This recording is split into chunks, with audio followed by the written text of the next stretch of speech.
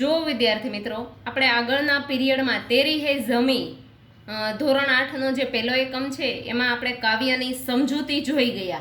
હવે આ કાવ્યની સમજૂતી જોયા બાદ આજે આપણે આ પાઠની અંદર આવેલી ભાષા સજ્જતા અને ભાષા સજ્જતાની પછી આપણે આની અંદર આવેલું જે વ્યાકરણ છે એ આજે લેશું. તો વ્યાકરણની અંદર પહેલા હું તમને વચન વિશેની માહિતી આપીશ. હવે અહીંયા પહેલો પ્રશ્ન છે, વચન બદલ કર વાક્ય फिर से लिखिए. मैंने कविता लिखी तो मैंने कविता लिखी तो मैंने નું બહુવચન શું થાય? તો આગળના ધોરણમાં આપણે શબ્દોનું બહુવચન અને વાક્યને બહુવચનમાં ફેરવતા શીખી જ ગયા છીએ. તો મહિનેનો બહુવચનનો શબ્દ શું થશે? તો हमने. मैंने कविता लिखी तो हमने कविता लिखी. यह मेरी किताब है तो यहનું બહુવચન શું થશે? ये. मेरी तो हमारी. ये हमारी किताबें है. किताबનું किताबे है. इसे लड्डू दे दो. इसेનું બહુવચન શું થશે? તો इन्हें. અને લડ્ડુનું લડ્ડુ જ થશે એટલે इन्हें लड्डू दे दो. તો આ જે વાક્ય છે એને આપણે બહુવચનમાં ફેરવતા શીખ્યા. ત્યારબાદ હવે અહીંયા ભાષા સજ્જતામાં જે વચન પરિવર્તન અને એના અમુક નિયમો આપેલા છે એ નિયમોને આધારે આપણે છે એ બહુવચન કરતા શીખવાનું છે. તો પાના નંબર 3 ઉપર જે पहला आप्यू छे कि निम्नलिखित शब्दों को पढ़िए और समझिए. तो ताला तो ताले, तो लड़का लड़के, तो इस शब्दों में आ का ए अंत में क्या हुआ? ताला आ.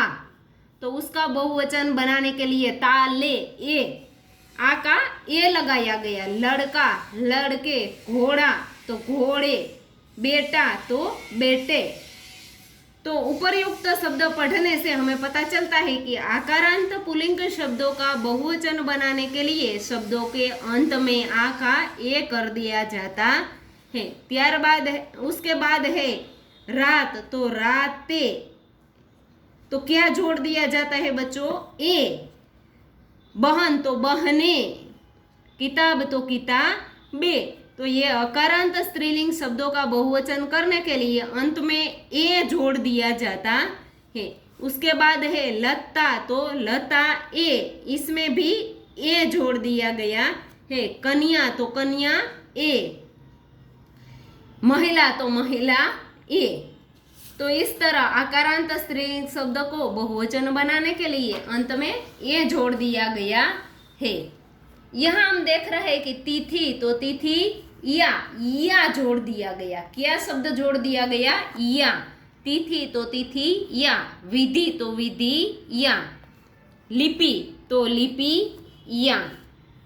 तो यहाँ इकारांत स्त्रीलिंग शब्द के अंत में या शब्द जोड़कर बहुवचन बनाया जाता है. सखी तो सखी या. तो यहाँ ई को ई करके या जोड़ दिया गया है. मछली तो मछलियाँ ई है तो उसका या लगा दिया गया ई को निकाल कर. तो सखी तो सखी या, यानी कि दीर्घ ई है उसका रस्व ई करके पीछे या लगाया गया है. तो ये इकारांत स्त्रीलिंग शब्द का बहुवचन बनाया गया है.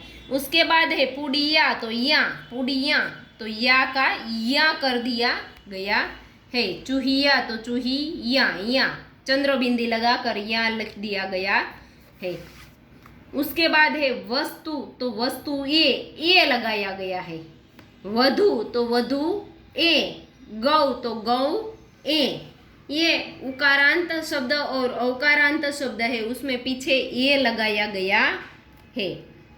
औकारांत स्त्रीलिंग शब्द के अंत में ए लगाकर बहुवचन बनाया जाता है. उसके बाद है कुछ वृंद के जो शब्द वृंद का समूह का हमें ख्याल दिखाते हैं.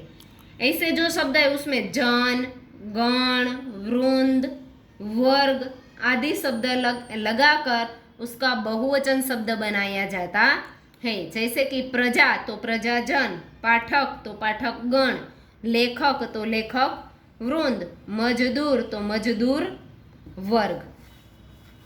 अब आगे का प्रश्न है उपरयुक्त नियमों के, यानी अभी वीडियो में जो हमने नियम समझे उस नियमों के आधार पर निम्नलिखित शब्दों का वचन परिवर्तन कीजिए. तो नदी, तो क्या होगा उसका बहुवचन? नदियां। किताब, तो किताबे, ये लगाया जाएगा। इस तरह हम देख सकते हैं। दरवाजा, तो दरवाजे, बहुवचन का शब्द दिया गया है, तो यहाँ हमें एक वचन का शब्द लिखना है, दरवाजा। इस तरह यहाँ आपको एक वचन में दिए गए शब्दों का बहुवचन और बहुवचन में दिए गए शब्दों का एक वचन, यहाँ जैसे मैंने पाठ्य पुस्तक में लिखे वैसे आपको अपने पाठ्य पुस्तक में लिखने हैं। कला, तो कलाए, कौवा, तो कौवे, धातु, ये तो धातु, ये बहुवचन का शब्द है, धातु ये, तो यहाँ धातु लिखना पड़ेगा। सड़के, तो ये भी बहुवचन का शब्द है, यहाँ एक वचन, सड़क। कुत्ता, तो कुत्ते, ऐसा लिखना पड़ेगा। उसके बाद है अलग टॉपिक है जो है उपसर्ग। क्या है? उपसर्ग। इस टॉपिक को हमें पहले समझना होगा। उपसर्ग किसे कहते हैं? तो उपसर्ग वे शब्दांश है जो सार्थक शब्दों के से पूर्व जुड़ने पर अर्थ में परिवर्तन ला सकते हैं। शब्द के पूर्व यानी कि आगे। उपसर्ग और प्रत्यय है वह पीछे लगाया जाता है। शब्द के पीछे प्रत्यय शब्द लगाने से नया शब्द बनता है, सार्थक शब्द बनता है। यहाँ क्या है? उपसर्ग को समझने के लिए यहाँ मैंने एक दृष्टांत बनाया है कि गुण शब्द क्या है? गुण, गुण शब्द है। गुण शब्द को उपसर्ग क्या लगाया गया? तो कि दू उपसर्ग लगाया गया, तो शब्द क्या हुआ? दुर्गुण। गुण शब्द के आगे नी लगाया गया तो निर्गुण, निर लगाया गया, निर्गुण। यहाँ सगुण, स शब्द लगाया गया, स है वह उपसर्ग है। आगे लगने वाले शब्द को उपसर्ग कहते हैं। यहाँ अवगुण, तो अव शब्द उपसर्ग के रूप में लगाया गया है। ऐसे ही और कुछ दृष्टांत है जो मैं आपको समझाती हूँ। दूर प्लस गुण तो दुर्गुण, ये अभी हमने समझा। उसके बाद है यहाँ योग, तो संयोग, संयोग तो सम शब्द लगाया गया। वियोग तो वी, उपयोग तो उप, प्रयोग तो प्र। देश में, देश शब्द मेन शब्द है, उसमें उपसर्ग विदेश तो वी, उपदेश तो उप, अनुदेश तो अनु और स्वदेश तो स्व। ये शब्द उपसर्ग लगाने से बने हुए नए शब्द है। यहाँ आप देख सकते हैं कि यहाँ संधि के स्वरूप में हमें दिखाए गए हैं। दूर प्लस गुण यानी कि शब्द हुआ दूर गुण, स प्लस गुण सगुण, प्र प्लस योग प्रयोग, वी प्लस योग वियोग। इसे संधि जोड़ना और संधि छोड़ना भी कह सकते हैं। उल्टा लेंगे, उपदेश तो उप प्लस देश, तो ये संधि छोड़ना हुआ।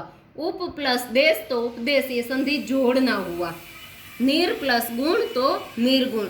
ये सभी भाषा सज्जता के जो नियम दिए गए हैं आपको पढ़ने हैं और पढ़कर आपको अपनी बुक में लिखने हैं। अब आगे हम देखेंगे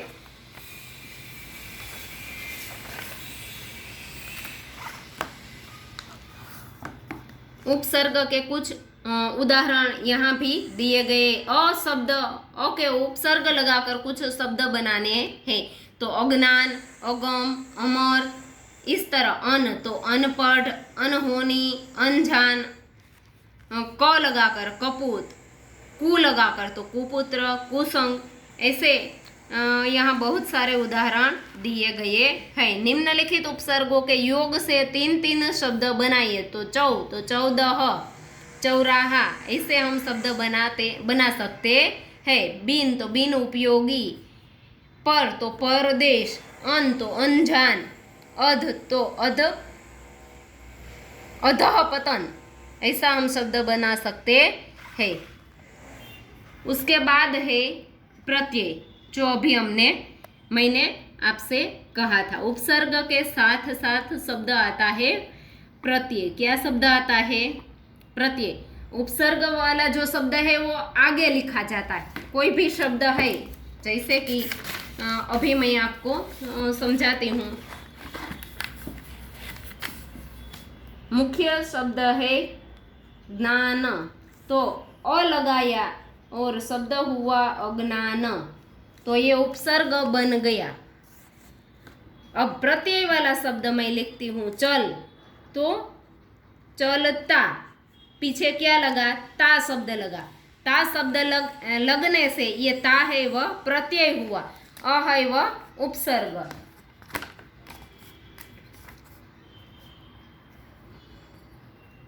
उपसर्ग आपको इतना ही याद रखना है कि उपसर्ग यानी कि आगे लगाया जाने वाला शब्द, आगे लगाया जाने वाला सार्थक शब्द,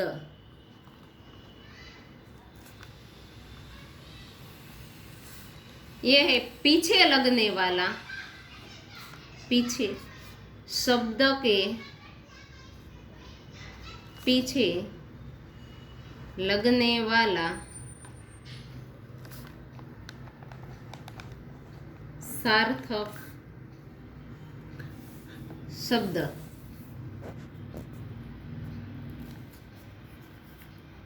उसे क्या कहते हैं? प्रत्यय।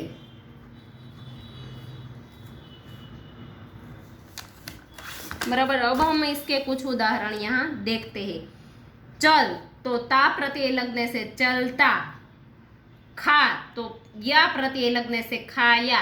सुन, कर प्रत्यय लगने से सुनकर। पढ़, तो आई प्रत्यय लगने से पढ़ाई।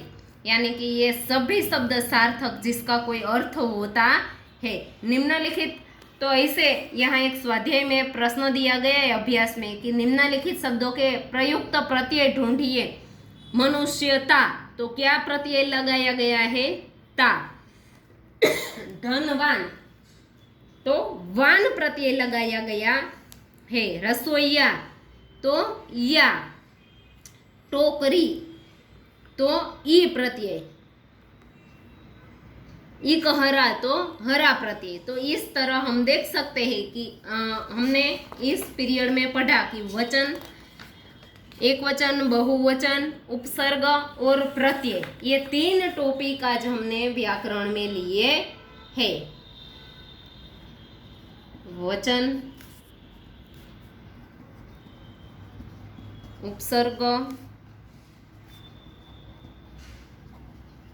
और प्रत्यय। तो बच्चों, आज मैंने आपको इस पीरियड में व्याकरण के जो 3 टॉपिक है, उपसर्ग, वचन, उपसर्ग और प्रत्यय, ये 3 टॉपिक यहाँ आपको मैंने पढ़ाए हैं। तो आप ध्यान से ये वीडियो सुनना और इस व्याकरण को समझना, क्योंकि व्याकरण है वह हमें हर हमेशा काम आता है। कोई भी कॉम्पिटिटिव एग्जाम आप देंगे तो उसमें भी ये व्याकरण है, उसके प्रश्न आपको हर हमेश पूछे जाएंगे। અને બાળકો જે અમુક વ્યાકરણના જે નિયમો છે, જો હું તમને કહું તો હિન્દીના અને ગુજરાતીના જે અમુક નિયમો છે એ અમુક નિયમો સરખા હોય છે અને અમુક નિયમો જુદા પડે છે। તો ક્યાંક તમને હિન્દીની અંદર જે વ્યાકરણના ટોપિક સમજેલા હોય ને જો તમે હિન્દી વ્યાકરણ બરાબર જાણતા હોય તો ગુજરાતી વ્યાકરણ છે એ પણ તમારા માટે સરળ બની જશે। તો હવે આજે હું તમને જે લેસનમાં મોકલું એ ફોટો પાડીને મોકલીશ, એ તમારે લેસન કરી અને ફરીથી મને મોકલવાનું છે। તો ચાલો વિદ્યાર્થી મિત્રો, આજનો આ ટોપિક હું વ્યાકરણનો અહીંયા પૂરો કરું છું।